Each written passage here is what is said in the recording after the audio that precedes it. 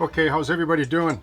So I want to do a test run on here now, down here and back, just to make sure that the wheel treads on the locomotive are not riding up on the outside of the rail here onto the pavement surface, because that's going to be something that you have to tweak after. And I'll tell you, like, it's for a couple of reasons, right?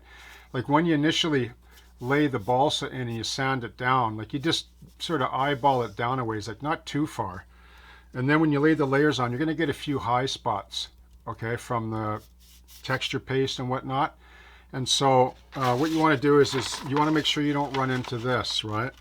So here's the pavement balsa wood surface. If it gets too high, it'll lift the tread wheel here on the corner and you'll lose contact with the rail, and then you end up with a stalled locomotive, right? And we don't really want that because we're always striving to have reliability. I mean, that's why we take the time to lay track very carefully. That's the foundation of your whole fun experience, right? And when you're doing a modeled area like this, that's one thing you got to watch out for. You don't have to worry so much about the center pavement sections, which I'm going to do later on, because those are dealt easily with the NMRA gauge. And they're not really, like, they can be a little bit higher because the bottom of the truck box will clear it anyway, in most cases, right? Okay, so if you do get a few high spots, you can clean them up with your abrasive eraser, or you can use a piece of wood. You know, I like to use wood, actually, a wood dowel to clean the top of my rail usually. I mean, I'll use this in some cases to remove paint and stuff. And then I like to repolish the rail and then just use a hardwood dowel to clean the top of my rail. Like, I don't like putting liquids or solvents on my rail. And you can also use a chisel blade knife as well to take down some of the outside of the pavement that might be a problem. You know, like, it'll actually cut some of it away, like in this case here. I don't know if you can see it, but so what about the mark that it leaves, right? Well, it'll probably hit the grout or the grit first, and it looks just fine. It looks just like real pavement. If you do cut down to the balsa or some of it peels, you have a problem, well, just turn it into erosion with a little wash of umber paint or rust or whatever, okay?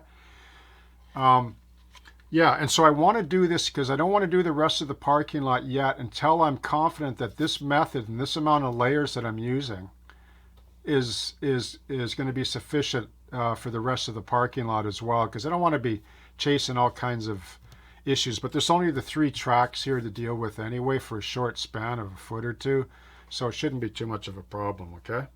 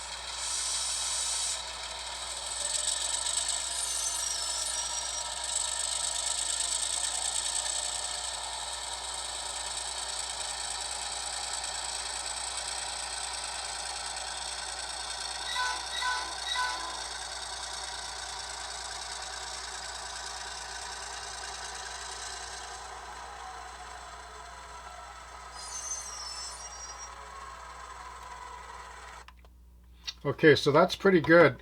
I had to touch a few spots, you know, and I'll tweak it a few, but I'm pretty pleased, I guess, you know, that everything is at the right level and looks nice and scaled to the rail. Now, another thing to bear in mind is when this is only a day old, so when the layout dries out, because it all does if it's in a climate controlled shelter, and in my room I know things dry out quite a bit, so this will shrink.